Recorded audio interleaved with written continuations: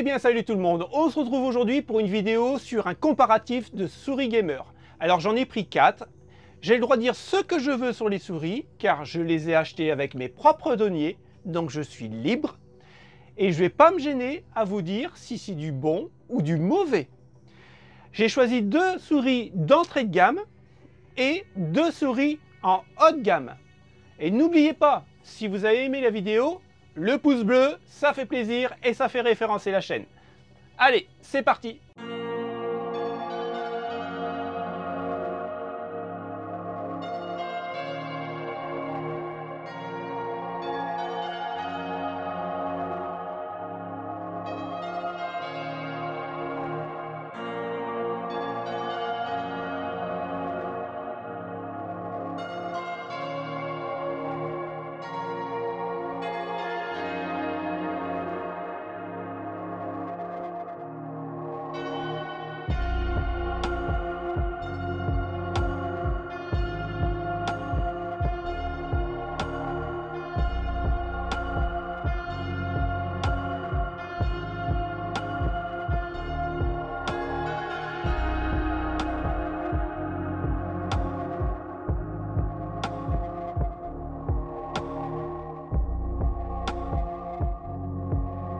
Alors, comme vous avez pu voir en présentation, on va commencer cette sélection de souris gamer par la Mars Gaming MM116 à 7,19 €.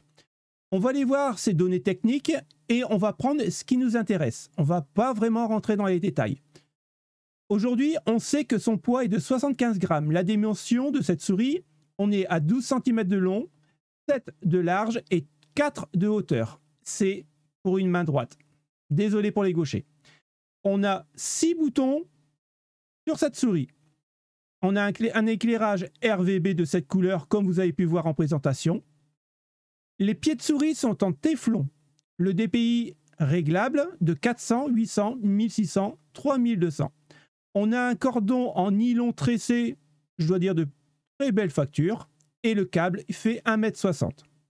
L'USB en connectique est plaqué or. Alors bien sûr, on pourra la mettre sur Windows, sur Linux et sur toutes les consoles, même les next-gen. Donc, c'est un bon compromis pour 7,19 €. Mais en réalité, est-ce que ça les vaut? Alors oui, à mon avis, pour 7,19 €, c'est une bonne souris gamer. C'est de l'entrée de gamme, mais ça fait l'affaire. Maintenant, avec ces 3200 DPI, je ne pourrais pas vous la conseiller pour des jeux style Fortnite, Call of Duty, du FPS. Le capteur est trop lent et c'est vraiment imprécis au niveau de la visée. Mais je la recommande pour des gens qui pourraient jouer à des MOBA, à des jeux de stratégie. Donc, c'est génial. Maintenant, la prise en main est juste parfaite. Il n'y a pas un temps d'adaptation. C'est juste très bien. Ce qu'on pourrait reprocher un peu, c'est au niveau de la glisse. Ça accroche un peu, c'est pas très fluide. Mais encore une fois, on est à 7,19 €. Donc on ne peut pas tout avoir. Maintenant, on passe au point négatif et au point positif. Donc, en conclusion, c'est une bonne souris d'entrée de gamme. Si vous avez un petit budget, vous pouvez commencer par celle-ci, il n'y a aucun problème. Maintenant, encore une fois, elle n'est pas exceptionnelle.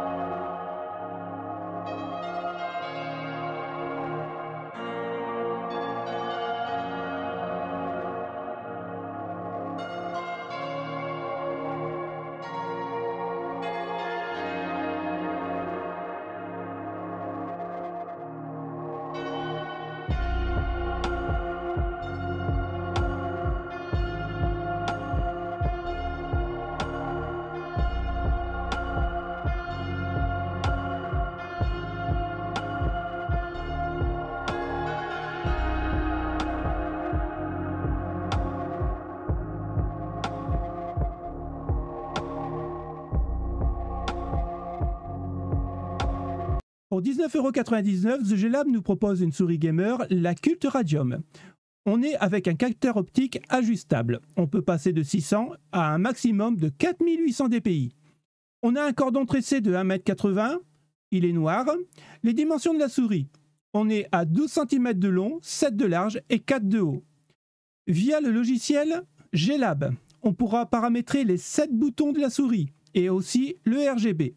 Son poids est de 109 grammes et compatible toutes les consoles et tous les PC, que ce soit Mac ou Windows.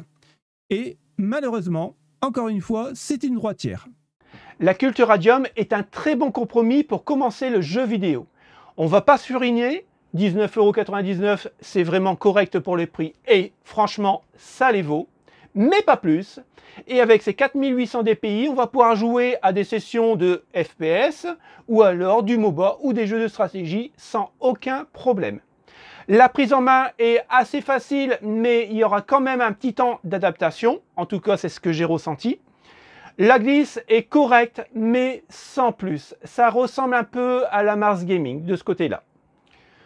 La qualité de fabrication, en fait, c'est identique à la Mars Gaming. C'est du plastique, mais on voit que ce n'est pas du plastique haut de gamme. Mais encore une fois, sur un petit budget, c'est totalement correct. Maintenant, passons au point négatif et au point positif.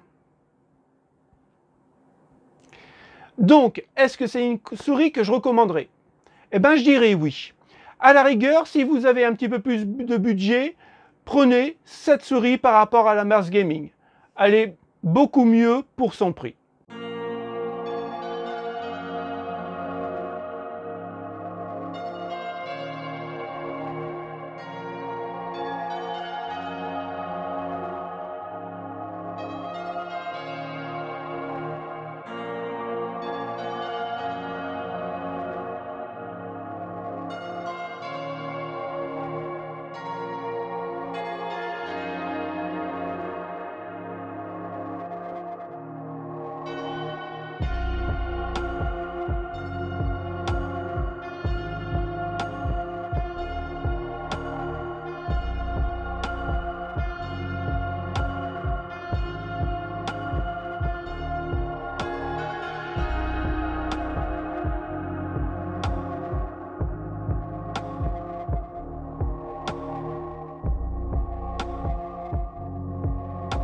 La souris Gamer 4 est juste supérieure à tous.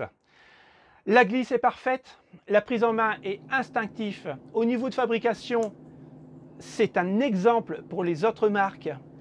Les boutons et le RGB ajustable, c'est juste bluffant. Les 16 000 dpi, c'est dingue. Mais, oui, il y a un mais. En fait, quand vous activez les 16 000 dpi de la souris, parce que je l'ai testé en long et en large, comme vous pouvez imaginer, en fait, ça devient incontrôlable, c'est trop rapide. Pour vous donner un exemple, je mets le pointeur de la souris dans l'écran en haut, dans mon premier écran qui est là, je la bouge de 1 cm, je me retrouve sur mon troisième écran. Alors imaginez quand vous êtes en train de jouer un FPS et que vous êtes en train de viser un mec à l'autre bout de la carte. C'est pas possible. Après, pour être honnête, les 20 boutons programmables, je les fais. Le gros souci, c'est qu'il y aura peut-être que 2% des gamers qui vont utiliser cette option. Alors, au niveau technologie, c'est bluffant. Malheureusement, ce n'est pas pour tout le monde. Donc, quand on réfléchit bien, est-ce que ça vaut vraiment le coup de mettre 80 € dans une super souris? C'est sûr, elle est géniale. Mais on n'utilisera pas toutes ses capacités. Donc, quand vous l'achetez, c'est à vous de réfléchir si ça vaut vraiment le coup. Maintenant, on va passer au point fort et au point négatif. Comme vous pouvez voir, il y a très peu de points négatifs. Alors, je vous conseillerais cette souris si vraiment vous avez le budget et que vous voulez vous faire plaisir. Mais je pense que 98% des joueurs qui l'achèteront, ça sera pour son look avec son RGB magnifique.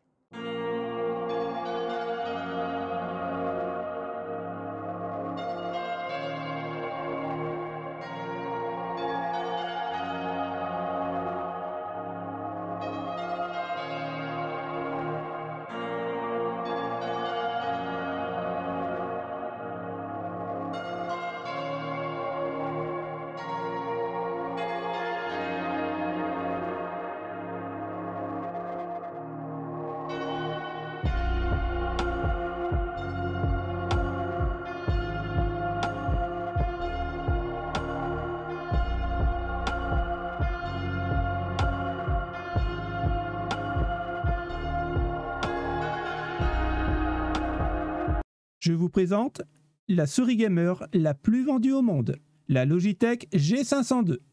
Elle est affichée au prix de 89,99 € et qu'est-ce qu'elle apporte pour ce prix? Alors déjà, on a un capteur Hero 25K, il est fait pour le gaming. Il n'y a pas de question à se poser. On va pouvoir monter en DPI jusqu'à 25 600 DPI, rien que ça. On a un cordon qui est non tressé de 2,10 m en dimension. On est sur une longueur de 13 cm, une largeur de 7,5 cm et une hauteur de 4 cm. Tous les boutons sont en switch mécanique. On a 11 boutons programmables via le logiciel Logitech Hub et on va pouvoir paramétrer aussi le RGB. Son poids est de 121 grammes, mais juste de la souris. On va pouvoir ajouter 10 grammes avec les poids. Donc, c'est vraiment pas mal pour ceux qui aiment une souris très lourde. Elle est compatible bien sûr console et PC. Et encore une fois, c'est une droitière. La G502 est une souris quasi parfaite. Bouton paramétrable, RGB paramétrable, souris avec un poids supplémentaire selon nos désirs, glisse absolument parfaite, la prise en main exceptionnelle, le capteur à la pointe de la technologie, la souris parfaite, mais sur le papier, malheureusement. La souris vaut 90 € et je suis désolé, mais pour ce prix-là, elle doit avoir 0 défaut. Au niveau de la qualité de fabrication, eh ben, on n'est pas au rendez-vous. Alors, peut-être que je suis tombé sur une souris en bout de chaîne qui était mal fichue. Ça se peut aussi. Et j'espère que c'est ça. Parce que sinon, Logitech, cette souris est honteuse. Pour une souris la plus vendue au monde, je suis désolé. Mais ça ne le vaut pas. Je vais vous montrer pourquoi. J'espère que vous allez l'entendre. Donc, c'est une souris que j'utilise quasiment tous les jours. C'est ma souris de gamer. Et alors, j'espère que vous allez l'entendre. Hein. Écoutez bien.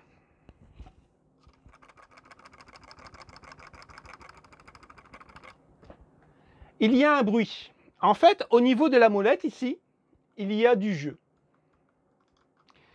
Et au niveau de la molette, on va en parler. Il n'y a aucun cran d'arrêt. C'est-à-dire que la molette tourne folle. Ça vaut 90 €. Alors, je l'ai testé, hein, encore une fois, en long et en large pour ne pas vous raconter de bêtises. Et je voulais être honnête avec vous. Je ne vais pas aller au bout de ce test. Car ça ne vaut pas le coup. Pour moi, je suis désolé, ça ne vaut même pas un test. Je suis peut-être tombé encore une fois sur une mauvaise série et je l'espère. Mais si ça sort en bout de chaîne comme ça, c'est honteux. Je suis vraiment désolé de le dire, mais c'est honteux. Et pourtant, j'aime la marque Logitech. Donc, je ne vous la conseille pas dans l'état. Ce que je vais faire, c'est que je vais la renvoyer. Je vais en recommander une deuxième. Je vais la retester. Et je vous en dirai plus dans une autre vidéo. Mais à l'état actuel, je suis désolé. Si je vous dirais, prenez-la, c'est une super souris, je serais malhonnête. Donc voilà, le comparatif est fini. On va se retrouver une prochaine fois pour parler de la G502 une fois que j'aurai commandé la deuxième. J'espère que ça vous a plu. En tout cas, moi, ça m'a fait vraiment plaisir de partager mon expérience avec vous. Et puis, bah écoutez, je vous dis à la prochaine les potes. Salut, ciao, ciao.